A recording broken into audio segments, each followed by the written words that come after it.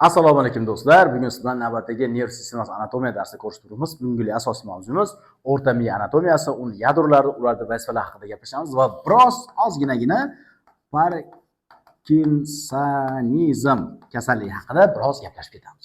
Darsga tayyor bo'lsangiz, biz boshladik. Demak, dastlabki biz miya embriologiyasini eslab o'tamiz. Bu slaydni ko'rgansiz. Yana bir qator eslatib o'taman. Demak, miya embriologiyasida dastlabki nerv sistemasi mana bunday naycha ko'rinishda bo'ladi. Keyinroq 3-4 haftaga o'tgandan keyin shu naychada ikkita egat paydo bo'lishi orqali ular 3 ta pufaklilarni boshlaydi. Ya'ni 3 pufaklilarni biz aynan mana shu 3-4 haftalikda ko'ramiz. Bularda birinchi pufagin nomini biz prozinsifalon deb nomlaymiz. Ikkinchisi esa mezinsifalon va uchinchisi rombinsifalon nomlaymiz. Keyinroq qachon? Aynan 5-6 haftasiga o'tgandan keyin birinchi va uchinchi miya pufaklarda yana qo'shimcha egatlar paydo bo'ladi va miya embriogenezda 5 pufakli davri boshlanadi. 5 pufakli birinchisi, aynan prozinsifalondan birinchi pufagimizdan telensifalon va diensifalon shakllanadi. Telensifalondan keyinchalik miya yarim sharlari, diensifalondan keyinchalik oraliq miya tuzilmalari, talamus, gipotalamus, epitalamus shakllanadi. Tushuntirib oldim? O'rta miya pufakchasi hech qanaqa bo'lingan yo'q. Bir xil ketyapti, mezinsifalongacha qoladi. Bu keyinchalik yana o'sha mezinsifalon, ya'ni o'rta miyani shakllantiradi. Kelsak, oxirgi qismi, ya'ni mana bu 3-pufakli davrimizda rombinsifalon nomlangan miya pufagi keyinchalik metensifalon va miyelinsifalon degan miya pufaklarni hosil qiladi. Ulardan keyinchalik ko'prik hamda miyacha. Bunisidan esa uzunchoq miya shakllanadi. Bu slaydni oldin ko'rgansiz. Bunga uzoq to'xtalib o'tirmayman. Keyingisi yana buni ham oldin ko'rgansiz, truncus cerebri, ya'ni miya poyachasi, miya ustuni, miya dastasi tarjima qilinadi. Bu miyamiz asosan 3 ta. Ya'ni bizning miya ustunimiz asosiy 3 ta. Uzunchoq miya, miya ko'prigi va o'rta miyadan tashkil topgan. Biz uzunchoq miyani o'tib bo'ldik, miya ko'prigini o'tib bo'ldik va bugun aynan o'rta miya haqida gaplashamiz. Va bularda muhim tomonlardan bittasi esingizda bo'lsa, bosh miyamizdan 12 juft nerv chiqadigan bo'lsa, shulardan 10 tasi aynan shu sohadan kelib chiqadi. Shu sohadan kelib chiqadi. Tushuntirib oldim? Kelib chiqqanda ham qanaqa kelib chiqadi? Esingizda bo'lsa, biz mana bunday bo'lib olgandik. 2, 4 tarsa. Ya'ni 3 va 4 juft bosh miya nervlarimiz aynan qayerdan kelib chiqadi? O'rta miyadan kelib chiqadi. Keyingisi 5 dan boshlab turib 8 gacha bo'lgan nervlarimiz aynan esda bo'lsa ko'prikdan kelib chiqadi. Va 9 dan boshlab turib 12 gacha bo'lgan nervlarimiz aynan qayerdan? Uzunchoq miyadan kelib chiqadi. Bugun siz bilan mana shu nervlar haqida ham gaplashib o'tamiz. Kelsak, ana endi bizning asosiy mavzuimiz mezinsifalon, ya'ni o'rta miya. O'rta miya dastlab uni topografiyasini bilib oling. Nima u, qayerda u, qanaqa joylashgan bilib olishimiz kerak. O'rta miyani siz joylash joyi bo'yicha mana buni belgilab oladigan bo'lsak, mana shu o'rta miya. Pastdan nima joylashgan? Ko'prik, miya ko'prigi joylashgan. Pastki tomonda miya ko'prigi. Biroz pastki orqa tomonda mayli miyacha desizdan bo'laveradi, unaqa xato emas. Va miyacha bilan esingizda bo'lsa, o'rta miyani bog'laydigan yuqori miyacha oyoqchasi, pedunculus cerebellaris superior bor, esingizda bo'lsa agar. Endi yuqori tomondan-chi? Yuqori tomondan asosan talamus deb tuzilmalar. Ya'ni yuqori o'rta tomondan haqiqiy talamus, uni endi yuqori oldingi tomonda mana bu yerda kichkinagina so'ritchalar bor. Buni so'ritsimon tanachalar deyiladi. Aynan corpus corpora mammillaria mana. Corpora mammillaria deyiladi. Yuqori orqa tomondan esa epifis bezi. Ba'zi kitoblarda glandula pineale, ba'zi kitoblarda esa corpus pineale deb nomlanadi. Kelishdingmi? Endi do'stlar qarang. Hozir mana buni o'chirib olaman. Bosh miyamizda 4 ta qorincha bor. 4 ta qorincha bor. Ikkita yon tomon turadi, bir-biriga sherik, chap va o'ng qorinchalar. Undan keyin uchinchisi ular o'rtasida joylashadi va to'rtinchisi mana bu sohada joylashadi. Mana to'rtinchisi. Uchinchisi taxminan mana shu sohada joylashganini olaylik. Endi bular o'zaro suyuqlik almashadi. Suyuqlik almashadi. 1 bilan 2 dan xos bo'lgan suyuqliklar 3 ga tushadi, 3 daga 4 ga tushadi, 4 daga aylanadi. Kelishdik? Endi xuddi shunaqa mana bu 3 bilan 4 orasidagi suv yo'li aynan o'rta miyamizning o'rtasidan ketgan. Ko'proq orqa tomondan ketgan. Mana shu yo'lni biz aqueductus cerebri deb nomlaymiz. Bu klinik jihatdan katta ahamiyatga ega. Tasavvur qiling. Tasavvur qiling. O'rta miyamizda qandaydir bir o'smalar kelib chiqdi. O'rta miya sohasida qandaydir o'smalar kelib chiqdi va mana bu suv yo'lini bekitib qo'ydi. Endi nima bo'ladi? Endi 3-qorinchadan o'tayotgan suv 4-qorinchaga tusha olmaydimi? O'z-o'zidan bu yoqda dimlanish bo'lib turib, qorinchalar kengayadi. Kengayadi, bu yoqda suyuqlik yig'ilishni boshlaydi. Boshda og'riq, gidrosefaliya va hokazo belgilar kuzatiladi. Tushuntirib oldim? Aynan klinik ahamiyati qanchalik muhimligini bilib olish uchun men sizga bitta misol keltirdim xolos. Endi davom etyapmiz. Yana chegarasini aytib o'taman. Esida bo'lsa, ko'prigimiz yuqori sohasida egat bor edi. Sulcus pontomesencephalika degan egat bor edi. Bu egatimiz o'rta miyani ko'prikdan ajratib turadi. Endi haligi korpus mamillariya degan, corpora mamillariya degan tanachalar. Orqa tomondan nima ko'rinadi? Orqa tomonda o'rta miyamizda 4 ta muhim tepaligi bor. Yuqori tepalik bir juft va bir juft pastki tepaliklar. Yuqori tepaliklarni biz colliculus superior deymiz va bu bizni ko'rish po'stloq osti markazi hisoblanadi. Esdan chiqarmang. Dastlabki demak ko'rish impulslari xos bo'lgan impulslarimiz keladi. Mana shu 4 tepalikdan yuqori tepalikka keladi. Bu haqida gaplashib ketamiz. Va pastki bir juft tepaliklar esa colliculus inferior va bular bizni po'stloq osti eshitish markazini hisoblanadi. Dastlab koklear yadrolardan xos bo'lgan impulslar, koklear chig'anoqlardan xos bo'ldi, koklear yadrolarga keldi. Dastlab demak colliculus inferior keladi. Talamusga borishdan oldin colliculus inferior keladi. Kelishdik? Endi hop, bu yoqda. Hop, hozir yana bir qator tushuntirib ketaman. Endi oldingi tomondan nimalarni ko'ramiz? Oldingi tomondan ko'radigan narsamiz aynan miya oyoqchalari. Pedunculus cerebri. Miya oyoqchasi, miyacha emas. Biz bundan oldingi darslarda miyacha oyoqchalar haqida gaplashib ketganmiz. Yo'q, bu miya oyoqchasi. Bu aynan o'rta miyamizni qarang. Mana bu o'rta miya bo'ladigan bo'lsa, miyacha oyoqchasi orqa tomonda bo'ladi. Biz hozir ayni paytda mana bunday holatni ko'ryapmiz. Mana bunday holatni oldingi tomondan ko'ryapmiz. Tushuntiradimi? Oldingi tomondan ko'rganda aynan miya oyoqchalarni ko'ramiz. Bu asosan harakat yo'llaringizni xos qilgan deylik oyoqchasi hisoblanadi. Korpus mana po'stloqdan kelayotgan harakat yo'llarini deylik tanachasidan xos bo'lgan bir ustuncha deymizmi, mana shundan xos bo'lgan oyoqchasi hisoblanadi. Pedunculus cerebri emas. Ko'pchilik adashtirib oladi. Hop, demak oldingi tomondan asosiy tuzilmasi pedunculus cerebri. Boshqa tuzuk quruq narsa ko'rmaysiz.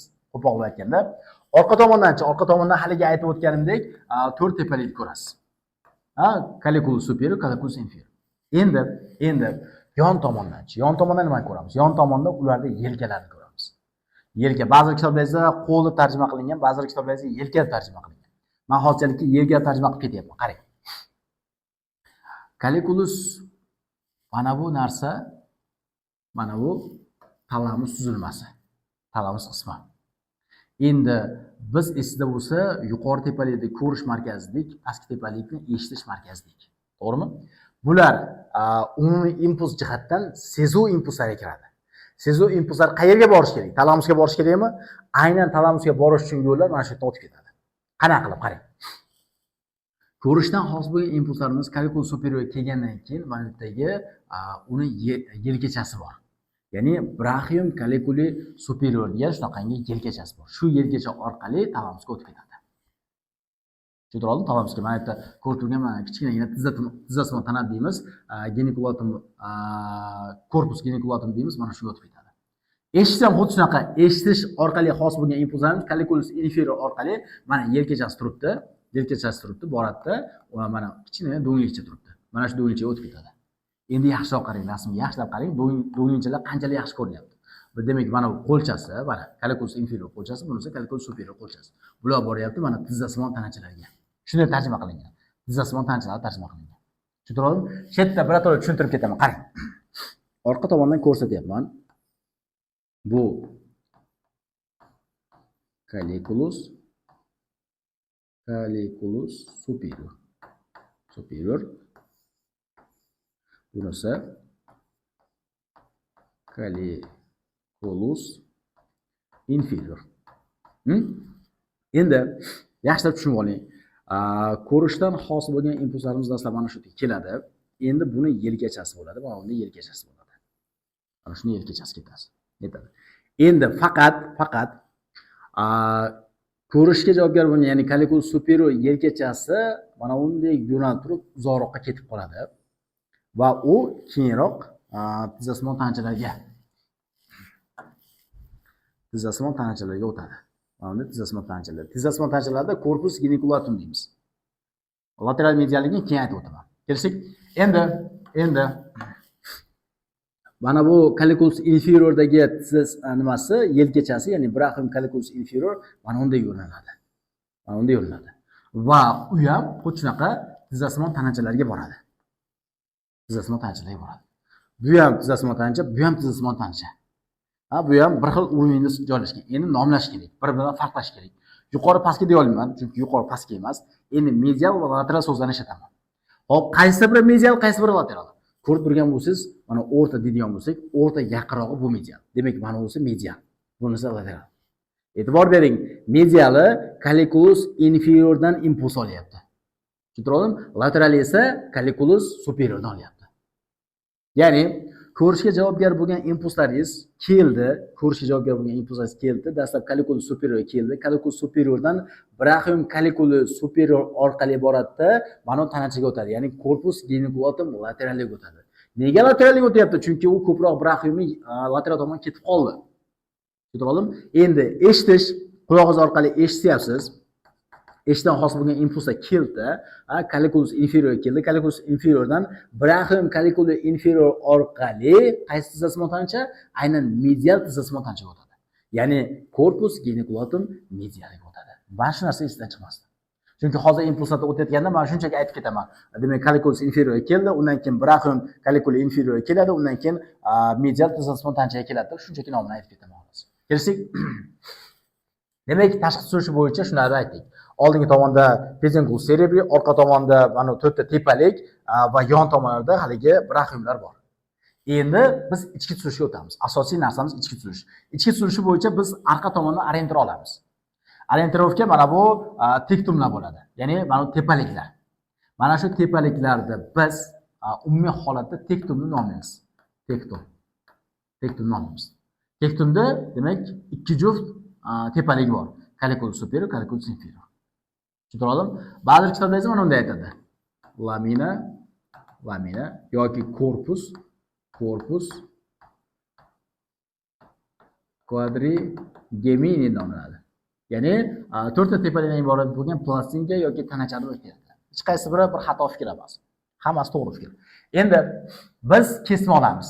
Har doimgidek doimiy an'anamiz kesma olamiz. Xo'p, kesmamizning birinchisini biz colliculus inferior sohasiga olamiz. Birinchi kesmamiz mana shu sohada bo'ladi. Ya'ni mana bu yerdan kesamiz.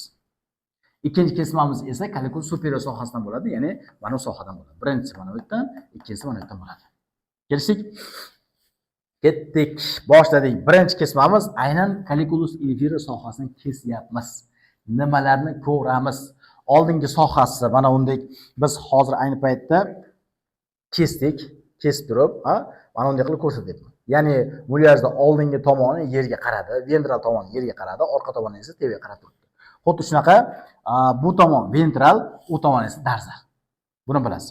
Endi oldingi tomonda haligida aytdim, bu yoqda miya oyoqchasi, pedunculus cerebri joylashgan. Mana shu o'sha yashil tusda turgani pedunculus cerebri. Bu yoqda asosan sizni ixtiyoriy harakatlariga javobgar bo'lgan yo'llar o'tib ketadi. Eslam uzunchoq miyamizda piramidal yo'llarimiz bor. Xuddi shunaqangi yo'llar pastga tushib ketadi. Faqat piramidal yo'llar emas, boshqa yo'llar ham demak pastga tushib ketadi. Siz ixtiyoriy bo'ysunuvchi yo'llar postloqdan pastga tushib ketuvchi yo'llar hisoblanadi. Asosiy.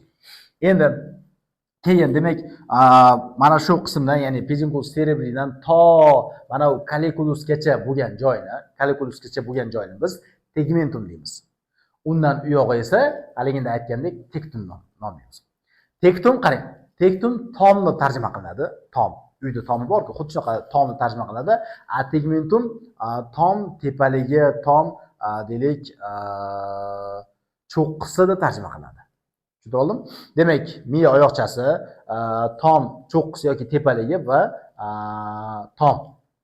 O'zbek tilida aytganda. Pedunculus cerebri, tegmentum va tektum.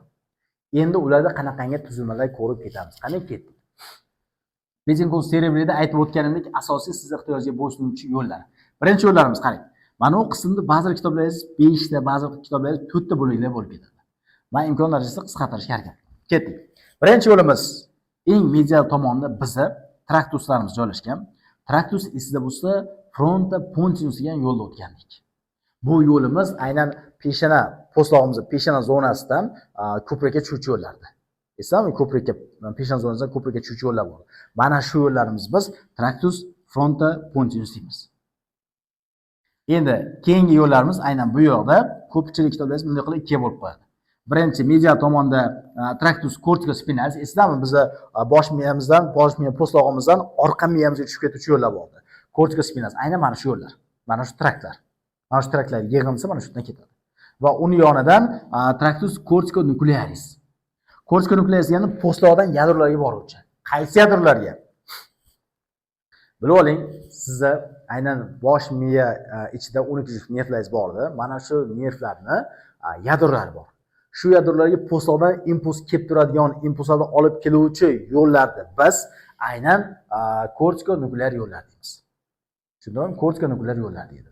Ya'ni sizning ehtiyojga bo'ysunuvchi, masalan, yuzingizda qo'llaringiz solishingiz, qoshlar ko'tarish sizning ehtiyojga bo'ysunadi.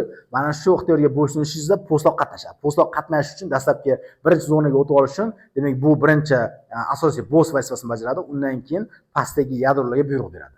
Aynan mana shu olib kelayotgan yo'llarimiz biz traktus corticonuclearis deymiz. Kelishdik?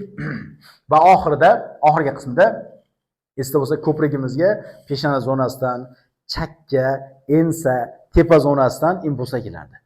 Aynan shu impulslarimizni, demak, chakka, tepa, ensa sohasidan keluvchi impulslarimiz traktus occipito parieto tempora pontinus degan yo'llarimiz aynan eng lateral tomondan ketadi. Bular haqida biroz gaplashib ketamiz yana. Endi keyingi qismimizda, demak, oxirdagi tegmentum qismimiz bu colliculus inferior. Buni kesma ko'rinishda ko'rib ketdik. Ana endi mana bu qismimiz juda ham katta ahamiyatga ega. Haligida aytganimizdek, sizga biroz klinikga olib kiradigan joyi, aynan mana shu joyda gaplashamiz. Parkinson degan kasallik bor.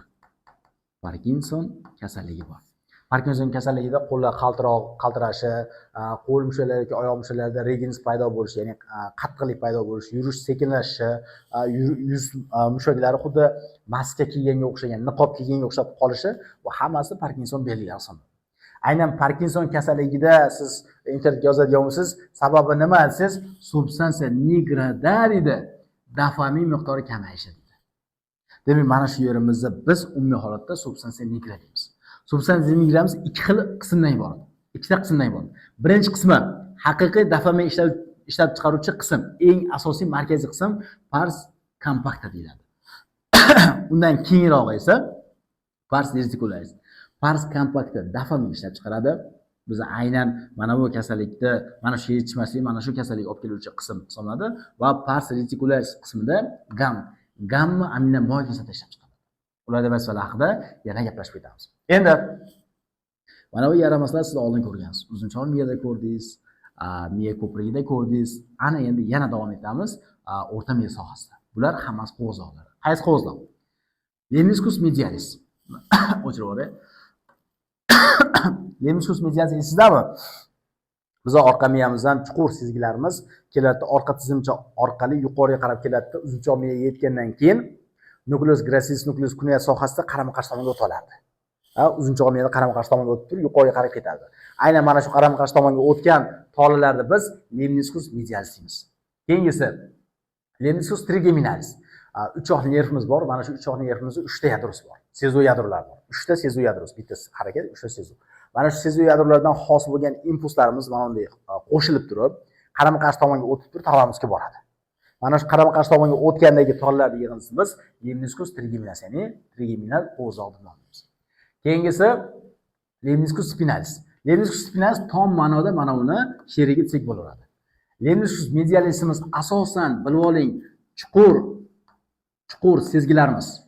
Proprioseptiv, deylik qanaqadir vibratsion yoki nozik harakatlardagi chuqur sezgilarimizni olib keladigan bo'lsa talamusgacha. Bular esa yuza sezgilar. Yuza sezgilarga nimalar kiradi? Aynan og'riq, temperatura. Deylik qayerda kuydirib olsangiz qo'lingizda, bular hammasi deylik yuzaki sezgilar. Demak, yuzaki sezgilarni olib keladi. Yuzaki sezgilar qanaqa edi? Bular haqida yana gaplashib ketaman. Hozircha biroz yengilroq aytyapman. Orqa miyamizda esda bo'lsa, impuls keladi, gangliondan o'tgandan keyin orqa shoxga kiradi va ular qarama-qarshi tomonga o'tadi. Orqa miyani o'zida qarama-qarshi tomonga o'tadi, yuqoriga qarab turib ketadi. Esda bo'lsa, tractus spinothalamikus lateralis degan yo'limiz bor. Aynan mana shu yo'llarda xos bo'luvchi qo'zdog'imiz lemniscus spinalis. Va oxiridagi lemniscus lateralisimiz koxlear yadrolarimiz bor edi, ventral darzdagi koxlear yadrolar bor edi. Ular borib turib ko'prik sohasida qarama-qarshi tomonga o'tadi. Esdami? Korpus trapezium degan trapezizm tanancha bor. Mana shu sohasida qarama-qarshi tomonga o'tadi. Mana shu qarama-qarshi tomonga o'tgandagi tollar yig'indisi qo'zdog'ni biz lemniscus lateralis deymiz. Kelsak, endi markazda turgan mana bu uchburchak joyda uni ham deylik markazda turibdi. Mana bu haligi sizga aytgan 3-qorincha bilan 4-qorincha o'rtasida suv yo'li bordi. Aqueductus cerebri. Endi bular atrofida turgan mana bu tanachalar haqida gaplashib ketamiz. Demak, birinchisi pushti ko'rinishda turgan locus ceruleus. Ya'ni buni havorang joy deb tarjima qilasiz. Havorang joy deb tarjima qilasiz. Kelsak, bu asosan noradrenalin ishlab chiqarishga javobgar bo'lgan asosiy markaz hisoblanadi. Ularni qanaqa vazifa bajarishini yana aytib o'tib ketaman. Keyingisi, undan ham pastroqda turgan nucleus raphe dorsalis degan joy bor. Ya'ni orqa chok yadrosi. Negadir shunaqa nomlangan? Aynan buni tarixini bilmadim. Demak, mana shu yadroyimiz bizda asosan serotonin degan moddamiz bor. Mana shu moddani ishlab chiqarishga javobgar bo'lgan asosiy markaz hisoblanadi. Undan ham deylik ventral tomonda bizda esingizda bo'lsa trigeminal nervimizni, ya'ni uchoq nervimizni 3 ta yadrosi bor. Bitta yadrosi o'rta miyadan joylashib miya ko'prigigacha keladi, bittasi miya ko'prigini o'zida joylashgan, bittasi miya ko'prigidan uzunchoq miyaga va orqa miyagacha tushib ketadi. Aynan mana bu joydan kesganimiz hisobiga bu yadroni biz ko'ramiz. Demak, bu yadromiz uchoqli nervimizni aynan o'rta miyaga oid bo'lgan yadrosi. Ya'ni nucleus mesencephalicus nervi trigemini hisoblanadi. Kelsak, demak bularni aytib o'tib bo'ldim. Endi bu haqida gaplashamiz. Aytib o'tgandek, mana markazda aqueductus cerebri joylashgan. Bu 3 va 4-qorincha o'rtasida suv yo'li vazifasini ta'minlab turadi. Uni atrofida esa substansiya grizia periaqueductalis, ya'ni mana aqueductus atrofidagi kulrang moddalar. Bular haqida yana gaplashib ketaman. Kelsak, endi mana ular hammasi yo'llar. Qanaqa yo'llar? Bu yo'llarni ham allaqachon ko'rib olganmiz. Birinchi yo'limiz fasciculus longitudinalis medialis. Esingizda bo'lsa, biza ko'zimizni harakatlantiruvchi 3-chi, 4-chi va 6-juft nervlarimiz bor. Mana shu nervlar o'rtasida aloqani ta'minlab, bir-biriga bog'laydigan yo'limiz fasciculus longitudinalis medialis. Mana shuni hisobiga qarang. Ko'zingiz, masalan, chap ko'zingizni lateral tomonga qarab turing desam, o'ng ko'z birgalikda harakat qiladi. O'ng ko'zingizni bu tomonga harakatlantiring desam, bunisi ham birgalikda harakatlanadi. O'ng ko'z tevaga ko'taring desam, bu ham birgalikda ko'tariladi. Ya'ni ularda hamohanglikda ishlashini ta'minlash aynan mana shu vazifasi. Kelsak, keyingisi o'chirib tashlar ekanmiz. Tractus tectospinalis. Esdami, mana tepaligimiz bor edi. Orqa tomonda aynan tektum degan joy bor edimi? Mana shu 4 tepalikni tektum deymiz. Mana shu tektumdan pastga qarab tushib keluvchi, ya'ni spinal yadrolarga, orqa miyamizning spinal yadrolarga tushib keluvchi yo'limiz tractus tectospinalis deymiz. Ular asosan bizni bosh va bo'yin mushaklarimizni, shuningdek, ko'z harakatlarimizni muvofiqlab ishlashini ta'minlaydi. Ya'ni kimdir sizni orqa tomondan chap tomondan chaqiryapti. Shu paytda siz birdaniga qulog'ingiz bilan mana shu tovush chiqqan tomonni lokatsiyasini aniqlaysiz. Siz bu tomonga burilmaysiz, bu tomonga burilasiz. Burilayotganini tasavvur qiling. Burilayotgan paytingizda bo'yningiz, boshingiz, ko'zingiz birdaniga buriladi. Ko'z joyida qolib ketmaydi, birdaniga buriladi. Nega?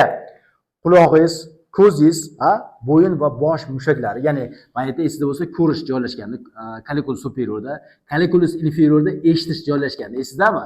Demak, bulardan xos bo'lgan impulslar hamohangda ishlaydi, birdaniga hamohangda ishlaydi, borib turib bo'yin mushaklari bilan qo'shiladi. Bo'yin mushaklariga keluvchi impulslarga qo'shiladi. Mana shunda bo'yin, bosh va ko'z, qulog'imiz birdaniga harakat qiladi. Qulog'imizning lokatsiyasini aniqlaymiz, bo'yin va bosh ko'zimiz bilan birgalikda burilamiz.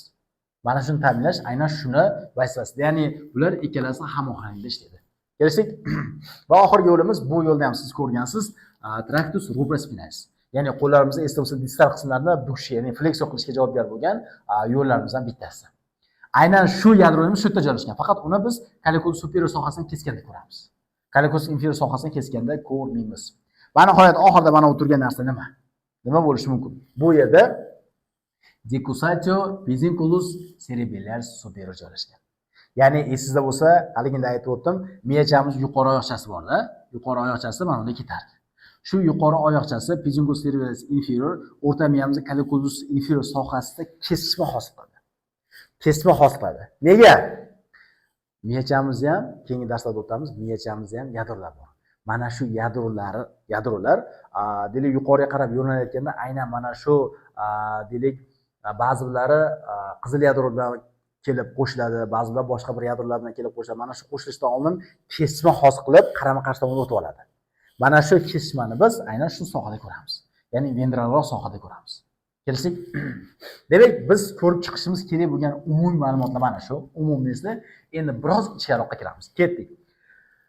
Xo'p, birinchi qismimiz mana ular haqida gaplashib ketamiz mana. Pedunculus cerebrida joylashgan ixtiyoriy harakatlarimizni yo'llarini ko'rib ketamiz. Birinchi yo'llarimiz qarang. Mana ko'rib turganimiz mana shu pedunculus cerebri mana. Pedunculus cerebri. Endi mana o'sha substans nigra. Pedunculus cerebri ko'rib turgan bo'lsangiz, birinchi bo'laklarga 5 ta bo'lakka bo'lib qo'yadi.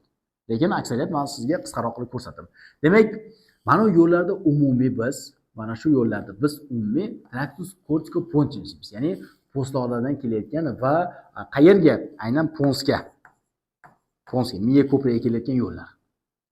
Endi bu yo'llarda aynan yana ham aniqroq aytmoqchi bo'lsangiz, masalan, bular qanday tushunish mumkin?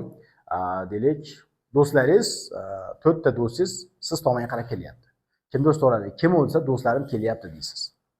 Do'stlarim kelyapti deysiz. Endi deylik, telefonda kimdir sizdan so'rayapti. Telefonda kimdir sizdan so'rayapti.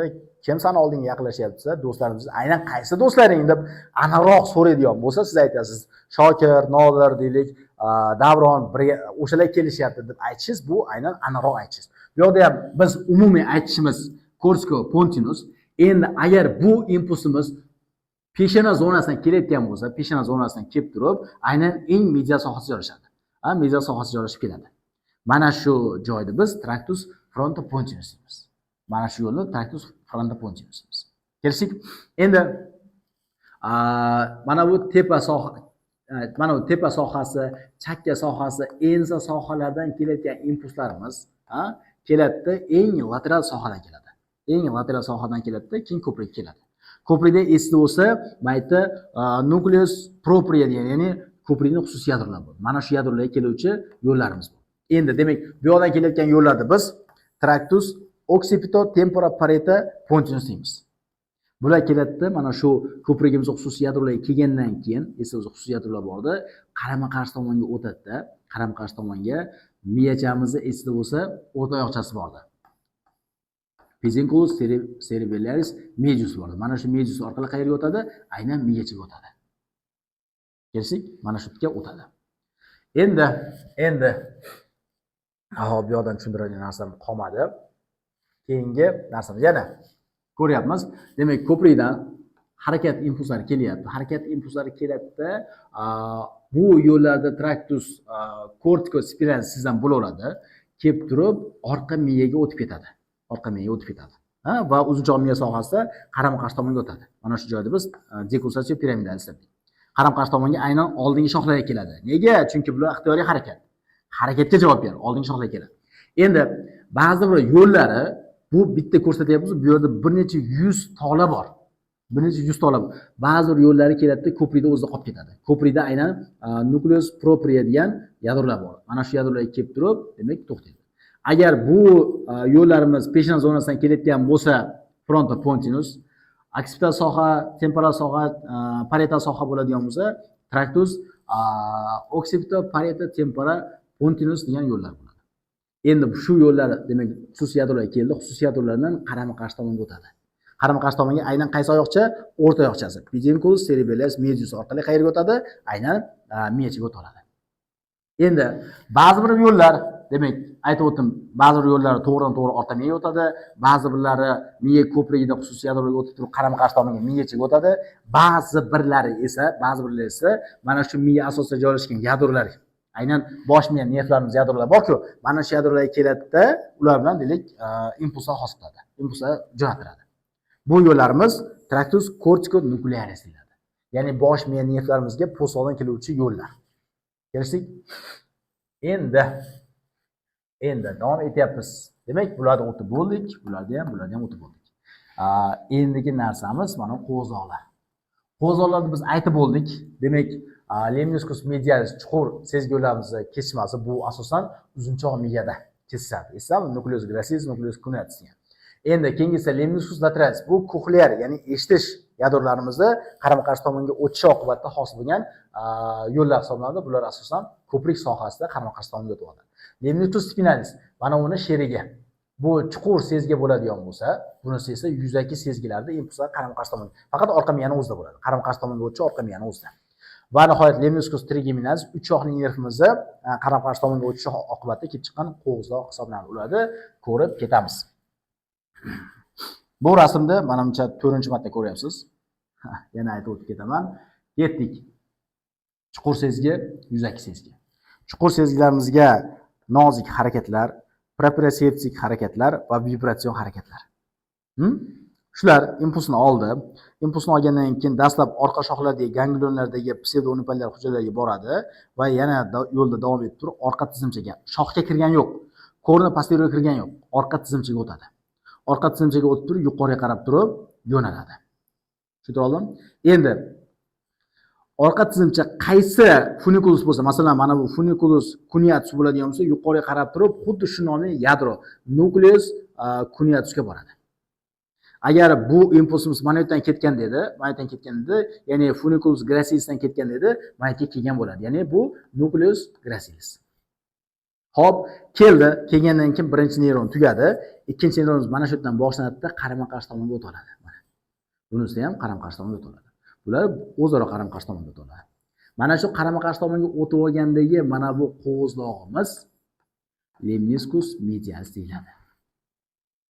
Tushunib oldim? Mana shu qo'zlog'imizni, mana shu tollar yig'indisi lemniscus medialis deymiz. Ular qarama-qarshi tomonga ketadi va talamusga yetib boradi. Mana shu yerda ikkinchi neyron tugadi. Ikkinchi neyron qatdan boshlanyapti, qatdan tugayapti. Demak, nucleus gracilis, nucleus cuneatusdan boshlanyapti, qarama-qarshi tomonga o'tib, talamusga yetib borib tugayapti. Talamusdan uchinchi neyron boshlanadi va po'stloqqa qarab keladi. Demak, chuqur sezgi yo'llarimiz kesishmasi qayerda bo'lyapsa, uzunchoq miyada. Kelsak, demak, bu chuqur sezgilarimiz. Bular lemniscus medialisni hosil qiladi. Endi bunisi lemniscus spinalis. Lateralis emas, ya'ni lateralis bilan adashtirib olmaydi. Lateralis emas. Demak, bular yuzaki sezgilar nimalar? Og'riqlar, temperatura, mana shular demak yuzaki sezgi. Bular impulsni qabul qildi. Impuls qabul qilgandan keyin yana o'sha ganglionga borib, pseudoneuronal hujayralardan o'tib turib, orqa shoxga kiradi bular. Orqa shoxga kirgandan keyin birinchi neyron tugaydi shu yerda. Endi ikkinchi neyron boshlanadi. Ikkinchi neyron o'tadi-da, kontrlateral, ya'ni qarama-qarshi tomonga o'tadi. Uni kesishmasi orqa miyani o'zida sodir bo'ladi. Qarama-qarshi tomonga o'tib oladi. O'tib olib turib, tekis yo'naladi. Hech qayerda boshqa kesishma hosil qilmaydi. Yuqori qarab yo'naladi, talamusgacha yetib boradi. Mana shu yerda ikkinchi neyron tugaydi. Endi mana shu qarama-qarshi tomonga o'tgandagi hosil bo'lgan mana bu qo'zloqni biz lemniscus spinalis deymiz. Yuqori qarab yo'naladi, talamusga kelib, talamusdan uchinchi neyron boshlanib turib, o'z tomoniga po'stloqqa boradi. Demak, lemniscus medialis va lemniscus spinalis mana shu. Yana ko'rib ketyapmiz. Yana o'shalarni takrorlab o'taman, qarang. Og'riq, temperatura, qo'pol teginish va bosim. Bular demak yuzaki sezgilarimiz. Yuzaki sezgi keldi, impulsni qabul qildi, pseudoneuronal hujayralar, ganglionlar deb pseudoneuronal hujayralardan keldi, orqa miyamizning orqa shoxlariga o'tadi, qarama-qarshi tomonga o'tib oladi. Qarama-qarshi tomonga o'tib oldi, demak o'ng tomondan chapga o'tdi, chap tomondan o'ngga o'tdi. Yuqoriga qarab tekis ketadi. Mana shu qo'zlog'imiz lemniscus spinalis. Mana shu yo'limiz traktus spino qayerga kelyapti? Talamus. Ba'zi kitoblarda lateralisni qo'shib qo'yadi. Lateralis. Qo'shmasangiz ham bo'laveradi. Tushundingizmi? Demak, qo'zlog'imiz lemniscus spinalis, yo'limiz nomi traktus spina talamus deyiladi. Kelsak, keyin qo'zg'oldan keyin ketadi. Endi keyingisi proprioseptiv vibratsion, nozik tekinishlari, ikkita nuqtani farqlash uchun ketadigan deylik, sezgilarimiz keladi. Kelib turib pseudonipaliya hujayralarga keladi. Undan keyin orqa tizimchaga o'tadi. Shoxga kirgani yo'q. Orqa tizimcha orqali yuqori qarab yo'naladi. Va uzunchog'i miyadagi xuddi shu nomli yadro. Nucleus gracile, nucleus cuneuslarga borib turib qarama-qarshi tomonga o'tadi, uzunchog'i miyani o'zida. Mana shu qarama-qarshi tomonga o'tishdagi hosil bo'lgan mana bu qo'zlog'imizni biz lemniscus medialis deymiz. Va u yuqoriga qarab turib tekis yo'naladi. Borib turib yana talamusga boradi. Keyin yana postaqqa. Ketdi. Endi trigeminal lemniscus trigeminalis. Esida bo'lsa, uchoq nervimizning 3 ta sezuv yadrosi bor. 3 ta sezuv yadrosi, bitta harakat yadrosi bor. Sezuv yadrolaridan hosil bo'lgan impulslar, demak, yadrolar o'zi qayerda joylashgan? Birinchisi nucleus mesencephalicus, ya'ni o'rta miya sohasida joylashgan yadrosi. Keyingisi miya ko'prigining, haqiqiy miya ko'prigida joylashgan yadrosi nucleus principalis yoki centralis yoki pontius nomlanadi. Va oxirgisi nucleus spinalis nomlanadi. Nima uchun? Chunki u miya ko'prigidan boshlanadi, sekin-asta uzunchoq miyani, sekin-asta orqa miyagacha tushib keladi. O'shaning uchun nucleus spinalis nomlanadi. Undan hosil bo'lgan impulslarimiz yuqoriga qarab turib, mana hosil bo'lgan impulslarimiz yuqoriga qarab yo'naladi. Bu ham o'zi asli qarama-qarshi tomonga o'tib oladi. Qarama-qarshi tomonga o'tib oladi, yuqoriga qarab ketayotgan mana bu tollar yig'indisini biz lemniscus trigeminalis deymiz. Qaysi lemniscus qoldi? Manimcha qolmadi shekilli lemniscus. Lateralis qoldi. Lemniscus lateralis qanaqa edi? Lemniscus lateralisimiz esda bo'lsa, miya ko'prigi sohasida nucleus cochlearis dorsalis bor edi. Dorsalis. Hamda nucleus cochlearis ventralis bor edi. Ikkalasi ham bittasi dorsal tomondan, bittasi ventral tomondan keladi-da, qarama-qarshi tomonga o'tib oladi. Qarama-qarshi tomonga o'tib oladi. Mana shu qo'zlog'imiz lemniscus lateralis deyiladi. Kelishdik? Ana endi davom etamiz. Qarang. Biz bularni aytib ketib bo'ldik.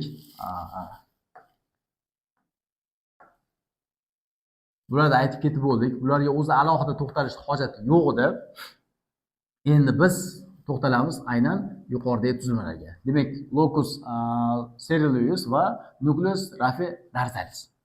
Xo'p, bular o'zaro hamkorlikda ishlaydigan tizim hisoblanadi va markaziy asab tizimida asosiy neyrotransmitter moddalarni ishlab chiqaruvchi markazlar hisoblanadi. Aynan qanaqa? Mana bu locus coeruleus, ya'ni havo rang tanacha asosiy vazifasi noradrenalin ishlab chiqarish. Mana noradrenalin ishlab chiqarish. Nucleus dorsalis asosiy vazifasi serotonin degan modda ishlab chiqarish. Tushuntirdimmi? Endi bularning vazifasi nima? Bularning vazifasi demak shunaqangi moddalar ishlab chiqarish. Men bitta vazifani aytyapman xolos. Undan tashqari uyg'oqlik, stress yoki boshqa bir kayfiyatlarimizga javobgar bo'luvchi qismlari ham bor. Men asosiy vazifasini aytib ketyapman. Demak, bulardan hosil bo'lgan impulslarimiz asosiy vazifalardan bittasi keladida, sekin-asta shu moddalar ajratish orqali orqa miyamiz esda bo'lsa, substansiya gelatinoza degan tarkibiy qism bor orqa shoxlarda. Aynan shu shoxlarga keladida, og'riqlarni pasaytirish funksiyasini bajarib beradi. Tushundingmi? Og'riqlarni pasaytirish funksiyasini bajarib beradi. Esdan chiqarmang. Tushundingmi? Shu orqali ba'zi bir og'riqlarimizni holati yengillashtiradi.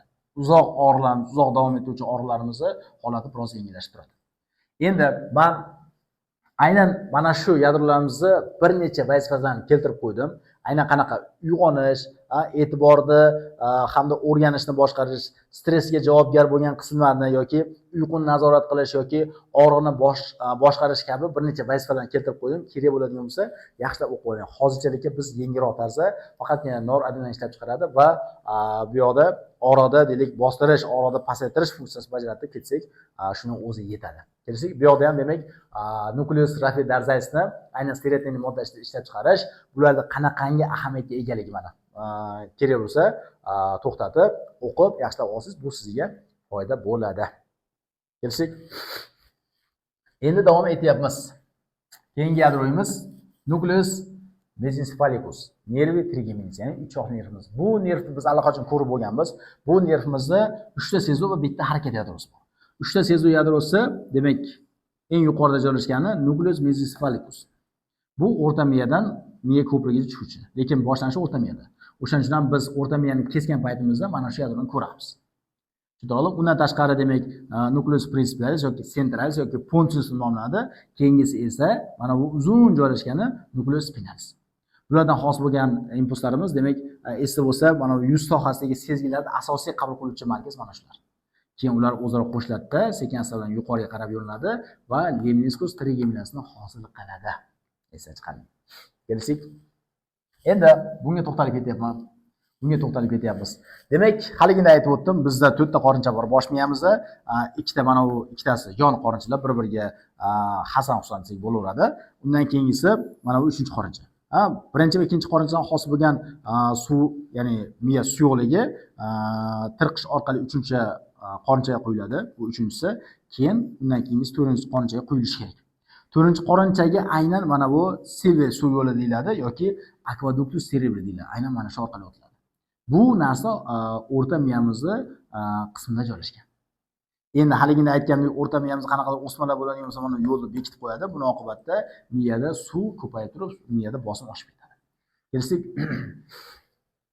keyingisi uni atrofida joylashgan substansiya griseya, ya'ni kulrang modda. Aynan periaqueductalis substansiya griseya. Bu narsani asosiy funksiyasi bu yerda juda ham ko'plab intraneyronlar va endogen opioid retseptorlar joylashgan. Buni vazifasi nima? Buni vazifasi asosiy og'riqni bostirib turish. Masalan, siz ertaga ma'lum bir operatsion jarayonlarga kiradigan bo'lsangiz yoki ma'lum bir og'riqsizlantirish holatlari kerak bo'ladigan bo'lsa, opioid moddalar ishlatasiz.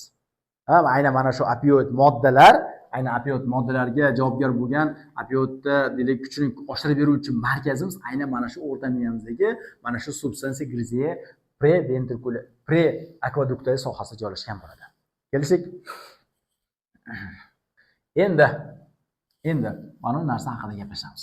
Ya'ni 4-chi juft nervimiz, nervus trochlearis. Nucleus trochlearis, nervus trochlearis.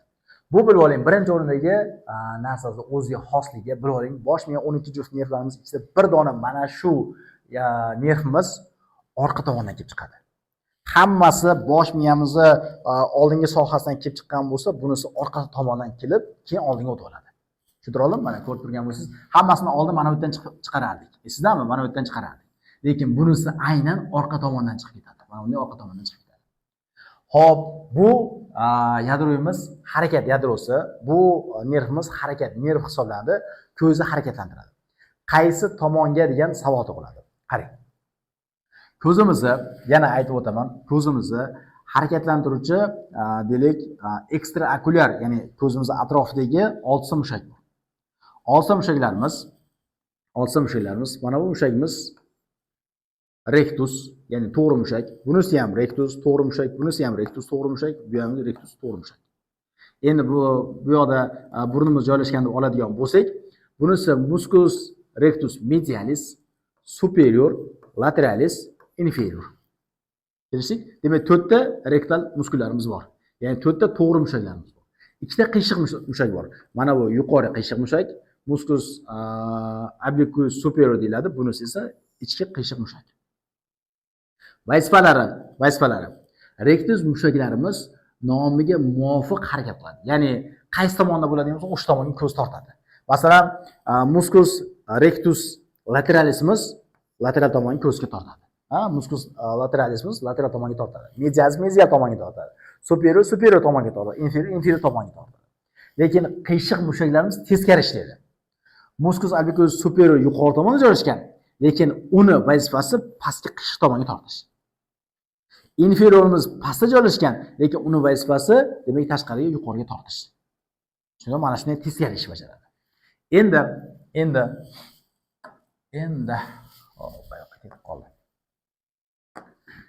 Endi bizni nukleus trochlearimizdan chiqqan yadroyimiz tolasi keldi. Mana bu ko'rib turgan bo'lsangiz qiyshiq mushak. Ya'ni musculus obliquus superiorga boradi. Buni vazifasi nima edi? Pastga va tashqariga tortish. Agar mabodo mana shu nervda muammo bo'ladigan bo'lsa, qanday patologiya oqibatida muammo bo'ladigan bo'lsa, ko'zimiz pastga va tashqariga kelmay qoladi. yuqoriga ketib qoladi yoki medial tomonga ketib qoladi, lekin mana sohaga kelmay qoladi. Kelishdik? Shundan bir olasiz. Aytasiz, ko'zda harakatlantirishda aytadi. U yoqqa bu yoqqa harakatlantirishda keyin pastga harakatlantirasiz. Harakatlantirish mana bu ko'zimiz mana bunday kelaveradi, lekin bu ko'zimiz kelmaydi. Shundan bir olasiz bo'ladi. Xo'p, endi Manlar haqida gaplashib ketar ekanmiz. Demak, yo'q, colliculus inferior haqida gaplashar ekanmiz. Colliculus inferior mana. Colliculus inferior mana shu o'rta miyada joylashgan colliculus inferior. Qulog'imizda joylashgan aynan eshitishga javobgar bo'lgan esda bo'lsa 8-cranial nervus vestibular cochlearis nomlangan. Mana shu vestibular cochlearisdagi aynan cochlear qism, ya'ni eshitishga javobgar bo'lgan qismdagi impulslar keladi-da, sekin asta bilan kelib turib, esda bo'lsa nucleus cochlearislar bordi. Miya ko'prigi sohasida nucleus cochlearis. Nucleus cochlearis degan yadrolar bor. Bular darzali bor. Darzalis hamda ventralis. Ventralislar bor. Bular aynan miya ko'prigi sohasida qarama-qarshi tomonga o'tadi. Mana shu yerda esda bo'lsa corpus trapezoidum degan, ya'ni trapetsiyasimon tanachadan hosil qiladi. Qarama-qarshi tomonga o'tadi, yuqoriga qarab yo'naladi. Esdami? O'rta miyamizda 4 ta tepalik bordi. 4 ta tepalik bordi. 4 ta tepalik bordi. Yuqoridagisi ko'rish, pastdagisi eshitish. Endi savol, mana bu tola qayerga borsin? Yuqori tepalikka borsin, pastki tepalikka borsin? O'zidan eshitishga javobgar bo'lgandan keyin mana bu narsa colliculus inferior keladi. Va colliculus inferiordan yuqoriga qarab yo'naladi. Yuqoriga qarab yo'nalganda aynan talamusga bormoqchi. Qanday qilib boradi? Esda bo'lsa haligini aytdim. Colliculus inferiorni yelkanchasi bordik. Yelkachasi bor. Bu narsani brachium deymiz. Brachium colliculus inferior. Colliculus inferior keladi-da, sekin astalik bilan o'zini tolasini, o'zini yelkasini medial tizzasimon tanachaga, ya'ni corpus geniculatum medialisga beradi. Bu talamus qismi hisoblanadi. Tushuntirdim? Demak, corpus geniculatum medialisga beradi. Tushuntirdim? Demak, mana yerdagi narsa brachium colli inferiors. Mana shu yerdan keladi-da, sekin astalik corpus geniculatum medialisga beradi va mana shu narsa talamus qismi hisoblanib turib, keyin bundan xos bo'lgan impulslar aynan po'stlog'imizda qaysi markaz, qaysi joy eshitishga javobgar? Peshonami, tepami, chakkami, ensami? Ensa ko'rishga. Peshona asosan kognitiv funksiya, ya'ni xotira, boshqa. Aynan bizni chakka sohamiz eshitishga javobgar. Demak, uni tolalari talamusdan, demak, chakka sohasiga qarab turib ketadi. Kelishdik? Hop, tractus tecta spinas. Bu haqida menimcha bugun 5-marta gapiryapman. Yana gapiraman. Hop, colliculus superior, colliculus inferior. Ulardan xos bo'lgan impulslar bir-biridan hamohanglikda keladi-da, mana shundan xos bo'lgan impulslar pastga qarab keladi. Aynan pastga qayerga? Bo'yin sohamizgacha keladi. Bo'yin va bosh mushaklarimizga keladi. Va ularda hamohanglikda ishlashini ta'minlaydi. Mana shuni hisobiga, aynan colliculus superior hisobiga tasavvur qiling. Qanday bir protsess bo'lyapti. Qo'pol o'xshatib qilaman. Xafa bo'lmaysizlar. O'g'il bola turibdi va yondan qaysidir chiroyli qiz ketyapti. Qo'pol o'xshatish. Ana shu chiroyli qiz bo'ylab sekin asta bilan ko'zingizni mana bunday harakatlantirasiz. Mana shunday harakatlantirgan paytingizda beixtiyor, siz o'zingiz bilmaysiz, beixtiyor bo'yningizdan boshingizdan qimirlaydi. Mana shunday qaranglar. Kelishdik? Mana shunday qilib qaranglar. Endi demak, bunda colliculus superiorda ahamiyat kattaroq. Endi boshqa bir vazifada ma'lum bir joydan deylik qanaqadir shovqin eshitilyapti. Masalan, orqa tomoningizda chap tomondan qanaqa shovqin eshitilyapti. Siz o'ng tomonga qaramaysiz. Nega? Colliculus inferior ishlayapti, aynan lokatsiyasini aniqlab beradi va siz chap tomonga qaraysiz. Bu qarashingiz mana qarayotgan paytingizdagi quloqingiz eshitishi, lokatsiyasini aniqlashi, bu orqali bo'yningiz va boshingiz harakatlanishi aynan colliculus inferiorda roli katta bo'ladi. Mana shu yo'limiz tractus tecta spinalis deb aytiladi. Hop. Endi va nihoyat eng kulminatsion nuqtasi aynan mana bu qism haqida gaplashamiz. Aynan dopamin haqida gaplashamiz. Bizning asosiy qahramonimiz dopamin. Bilib oling. Parkinsionizm degan kasallik bor. Bu narsa aynan bosh miyamizdagi substansiya nigra. Qani substansiya nigra? Mana bu yerda yozib qo'ygan. Substansiya nigradagi dopaminergik neyronlar bor. Aynan mana shuning ichida dopamin ishlab chiqaruvchi neyronlar dopaminergik neyronlar deyiladi. Dopaminergik neyronlar degeneratsiyasi bilan kechadigan kasallik. Demak, ular nobud bo'ladi. Ulardan ajrab chiqaruvchi dopamin kamayadi. Sababi biroz ma'lumot berib beraman. Sababi ko'pincha aniq emas, lekin PARK1 va PARKIN degan genlar mutatsiyasi oqibatida kelib chiqishi mumkin deb aytadi yoki geroin iste'mol qilganda aynan shunaqangi deylik simptomlar kuzatiladi. Endi asosiy simptomlari bradykineziya, kinez degani harakat degani, brady degani kam harakatlilik. Ko'rsiz bemorda sekin harakat qiladi, juda ham sekin harakat qiladi. Oyoqlarini kalta-kalta tashlaydi. Ma'lum bir narsalarni olish uchun juda ham sekinlik bilan harakat qiladi. Endi og'ir formasida aytyapman, sekinlik bilan harakat qiladi. Tushuntirdim? Tremor, qaltirash. Qo'llarda yoki oyoqlarda qaltirash bo'ladi. Tushuntirdim? Va rigidlik. Rigidlik degani qattiq. Masalan, qo'lni mana bunday qilib turib, qo'lingiz yozing siz yoza olmaysiz. Siz kelib turib yozsangiz qattiq kuch bilan tortasiz. Mana shu narsa rigid deyiladi. Tushuntirdim? Rigidlik kuchli bo'ladi. Endi bularning sababi nima? Bular sabab birinchi o'rinda dopamin kamayadi. Dopamin kamayib, dopamin kamagandan keyinligi bor-ku, Sulaymon o'lib, devlar quturdi deydi-ku, xuddi shunaqa asetixolin bilan gang miqdori oshib ketadi. Endi qanaqasiga mexanizmni aytib ketyapman? Birato'la mexanizmni aytib ketaman, qarang do'stlar. Nima uchun shunaqa bo'ladi? Dopaminning asl vazifasi aynan bizdagi xolinergik sistemamizda D2 retseptorlarni bloklashi. Bloklashi. Buni o'zi vazifasi nima? Buni vazifasi muskullarimizda NMD degan nimalari bor. NM retseptorlar bor. Mana shu retseptorlarni faollashtirish. Endi dopamin keladi, bu retseptorlar faoliyatini bloklash orqali mana faollashish mexanizmini kamaytiradi. Mana shuni hisobiga ko'p harakat bo'lmaydi. Tushundingizmi? Ko'p harakat bo'lmaydi. Endi dopamin miqdori kamaydi. O'z-o'zidan xolinergik mana bu sistemani bloklovchi qism yo'q. Endi nima bo'ladi? Endi mana xohlagancha ishlayveradi. Bor turib muskullar xohlagancha o'ynatiradi. Shuni hisobiga tremor paydo bo'ladi. Tushundingizmi? Shuni hisobiga tremor paydo bo'ladi. Endi dopaminning dushmani bu glutaminergik sistema bor. Bu aynan NMD retseptorlar bilan birlashdida xolinergik sistemani faoliyatini kuchaytirib beradi. Bunga plus ta'sir ko'rsatadi. Tushundingizmi? Endi kuchaygan sistemani yana ham kuchaytirib beradigan bo'lsa, o'z-o'zidan qaltirash mana shuni hisobiga yuzaga keladi. Tushundingizmi? Muskullarimiz bo'shash kerak, deylik, qisqarish kerak, bo'shash. Bu narsa tinmasdan qisqarishga javobgar bo'lib qoladi. Tinmasdan fleksor bo'lib qoladi. Shuna hisobiga qattiqlik paydo bo'ladi. Tushundingizmi?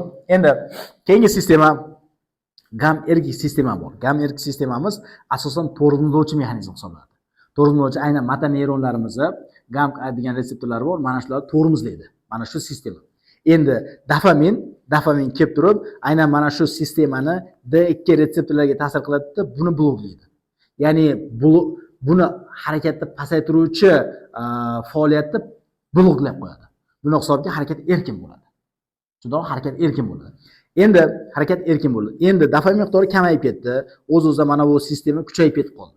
Kuchayib ketgani hisobiga mana bu motor neyronlarni bloklab qo'yadi.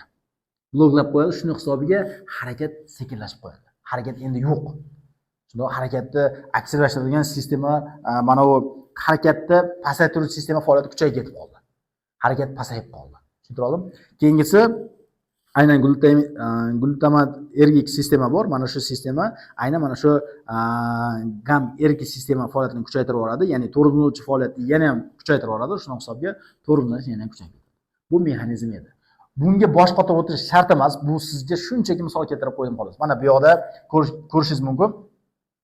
Bemorda kalta qadam, tanasi biroz oldinga egilganligi, yuziga e'tibor beradigan bo'lsangiz, yuzi xuddi niqob kiygan, maska deymiz, maska kiyganga o'xshaydi. Emotsiyalar bilinmaydi. Kulayotgani, yig'layotgani, xafa bo'lgani bilinmaydi.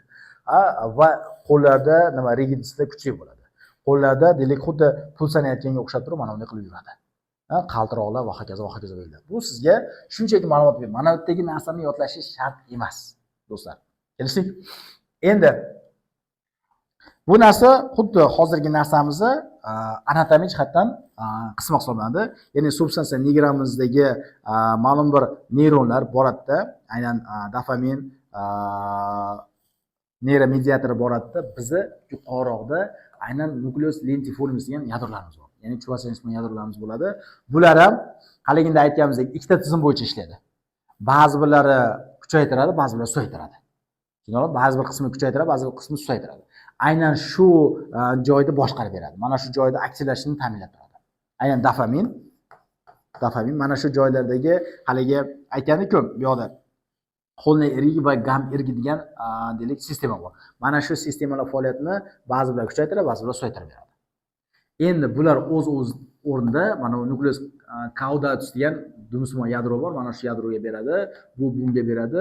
Bundan tashqari subtalamik yadrolar bor. Bular ham qatnashadi. Endi bizda harakatda muvofiqlikni ta'minlashda, harakatda tartiblikni ta'minlashda, harakatda kuchliligini ta'minlashda qatnashuvchi sistemamiz birinchi mana bu yo'q bo'lgandan keyin o'z-o'zidan mana bu yerda pala-parchalik yuzaga keladi. Shuna hisobiga qaltiroqlar, shuna hisobiga rigidis, shuna hisobiga deylik kalta-kalta harakatlar bo'ladi. Kelishdik?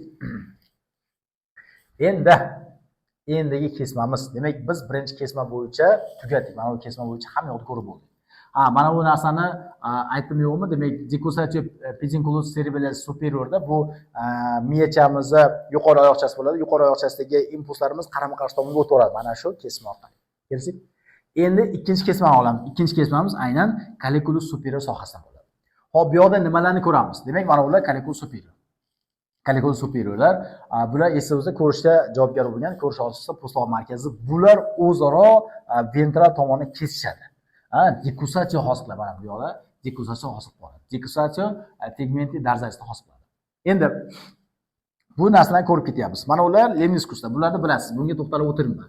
Lemniscus medialis, trigeminalis, spinalis. Ko'rgan bo'lsiz, lateralis yo'qolib qoldi.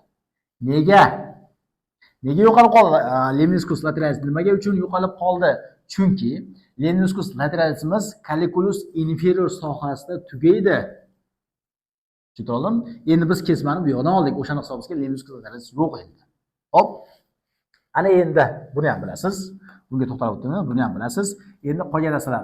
Mana bu eng sizni mana bu o'rta miyazdagi asosiy yadrolardan bittasi nucleus ruber, ya'ni qizil yadro. Va uni kesishma joyi. Decussatio tegmenti ventralis. Tushundingmi?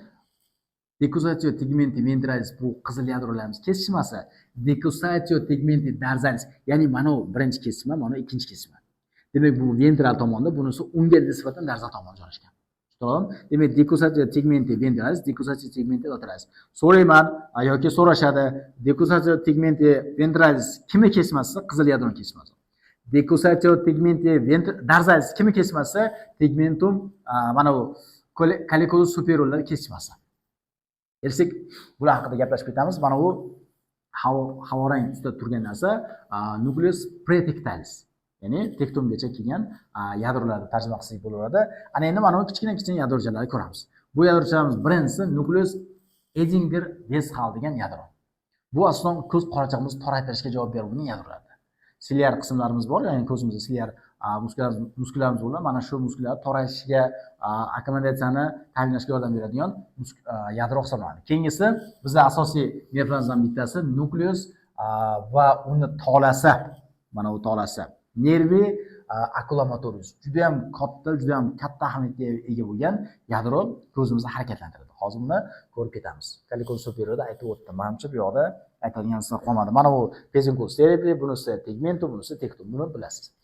Ana endi birinchi qismi nucleus ruber va decussatio tegmenti ventralis. Nucleus ruberimiz qizil yadroyimiz. Demak, kelatda qarama-qarshi tomonga o'tadi. Mana shu kesishmasini biz decussatio tegmenti ventralis deymiz. Va ular borib turib, pastga qarab turib, orqa miyamiz oldingi shoxlarga tushadi. Aynan qo'llarimizda proksimal distal qismlarni fleksor qilishga javob beradi. Fleksor muskullarimizni aktivlashtirib beradi. Kelishdik? Keyingisi nucleus pretectalis. Bular tom ma'noda mana ko'rib turgan bo'lsangiz, mana bu nucleus Edinger-Westphal degan yadro. Mana shu yadrolarga impulslarni olib keluvchi, ko'z qorachig'larimizni toraytirishda qatnashuvchi deylik yordamchi yadrolar. Bu yadrolarimiz aynan mana bu yadroyimizni yordamchisi hisoblanadi. bu yadro faoliyatini ko'rib ketamiz. Demak, bu yadromiz bu o'rta miya sohasida joylashgan yadro bo'lib, ko'zning yorug'lik refleksini boshqaradi. Aynan retinar, ya'ni to'rpardan kelayotgan impulsni Edinger-Westphal yadrolariga olib borish va u orqali qorachig'ini toraytirishga yordam berish funksiyasini bajarib beradi. Ana endi mana sizga nukleus Edinger-Westphal yadrosi. Bu yadro mana bu yerda joylashgan. Yadro mana bu yerda joylashgan. Bu boratda e'tibor bering. Mana bu nukleusimiz, mana bu akklamator yadroyimizning nukleusi. Unga qaramaysiz. Aynan mana shu kelyapti, tolasi kelyapti. Kelib turib, qorachig'imizga qarang. Qorachig'imizga. Qorachig'imizga boradi. Mana bu yoqdan ko'rishingiz mumkin. Dastlab siliar ganglionga boradi. Ganglion keladida, keyin ichki qismiga borib turib, qorachiqlarni deylik toraytirishga javobgar bo'ladi. Kelishdik? Demak, bu yoqda ma'lumotni keltirib qo'yganman. U ko'z sohasini harakatini ta'minlamaydi, balki ko'zning ichki qismidagi silliq mushaklarga ta'sir qilib turib, ko'z qorachig'ini toraytirishga deylik toraytirish vazifasini bajarib beradi. Bundan tashqari bizda akkomodatsiya degan hodisa bor. Ya'ni uzoqqa qarash va yaqinga qaraganimizda ko'z gavharining holatini o'zgarish. Aynan mana shunga javobgar bo'lgan, demak yadromiz ham aynan mana shu yadromiz hisoblanadi. Kelishdik?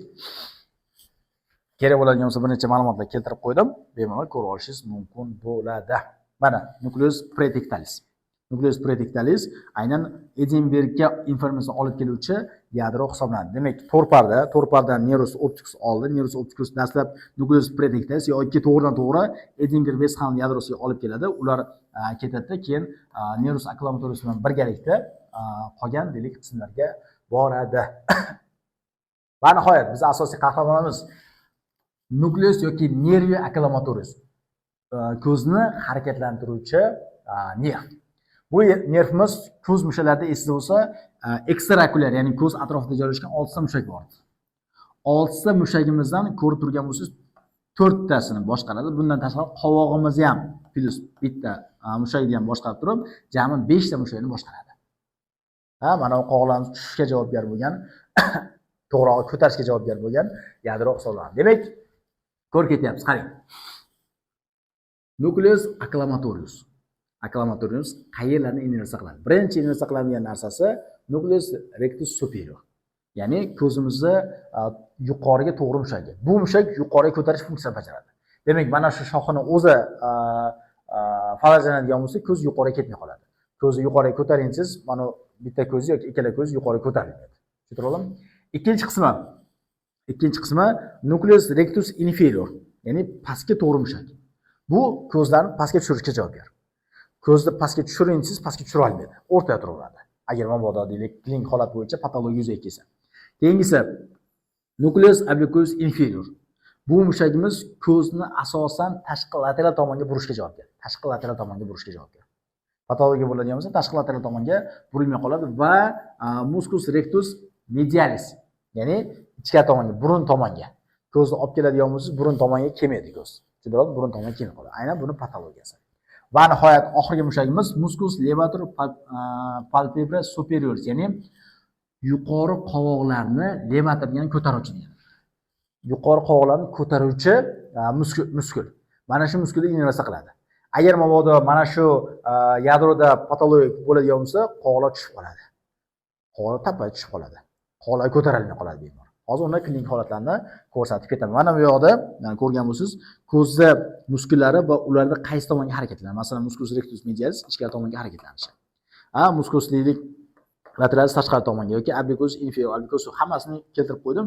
Kerak bo'lsa to'xtatib, yaxshilab ko'rib oling. Bu narsa keyingi deylik aynan mana shu nerv haqida gaplashganimizda kerak bo'ladi. Aynan shu sxemani ko'rsataman sizga.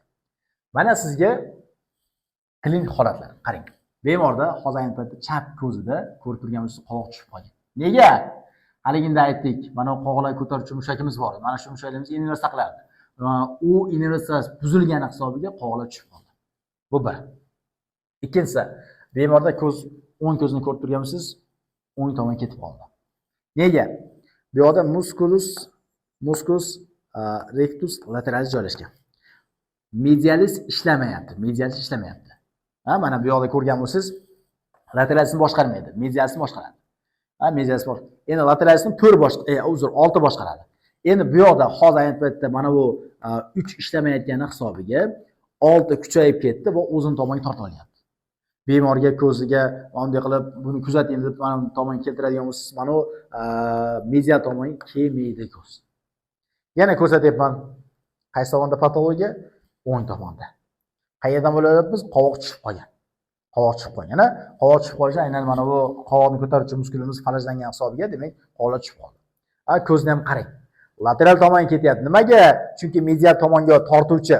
Bilib oling, ko'zimiz har doim sizga oddiy misol keltiraman, arqon tortchi o'yini bor. Arqon tortchi o'yinida qaysi tomon kuchli bo'ladigan bo'lsa, o'sha tomonga ketadi arqon. Xusunaqa ko'zimiz har doim mana bu ko'z soqasi mana shu balansirovkada turadi. Bu jamoa bilan bu jamoa bir-biriga tepa-teng. Lateral tomon bilan medial tomon bir-biriga tepa-teng. Superior bilan inferior bir-biriga tepa-teng. Endi agar mabodo bitta jamoa pasayib qoladigan bo'lsa, mana bu medial tomon pasayib qoldi, lateral tomon o'zini tortib oladi. Bu yerda xuddi shunaqa holat bo'lyapti. Ya'ni medial ishlamayapti, lateral tomon ketib qolyapti. Kelishdik? Do'stlar, va nihoyat sizlarga yetkazmoqchi bo'lgan bor ma'lumotim shulardan iborat. Ma'lumotim foydali bo'lgan bo'lsa xursandman. Imkonlarsiz bizni kanalimizni kuzatishda davom eting. Like hamda podpiska tugmasini bosib qo'yasiz degan umiddamiz. E'tiboringiz uchun rahmat kattagan. Sog' bo'ling, salomat bo'ling.